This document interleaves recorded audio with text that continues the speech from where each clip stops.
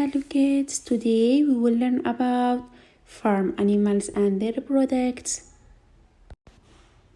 The farm animals live on the farm. Are you ready to know the farm animals and their products? Okay, let's start. Who can tell me what is this? Yes, it is a cow. Cow. The cow is one of the farm animals. It lives on the farm. It gives us milk and meat. Milk and meat.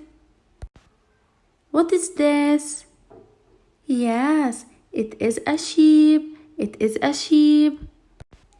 Also, is a farm animals live on the farm.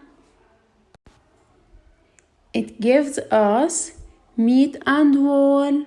Meat and wool. Now my kids, let's remember together, what is this? Yes, it is a goat. Goat. Also, the goat is one of the farm animals. Live on the farm. It gives us meat and milk. Meat and milk. This worksheet requires to circle the correct product. Also, this one requires to match the animal to the product.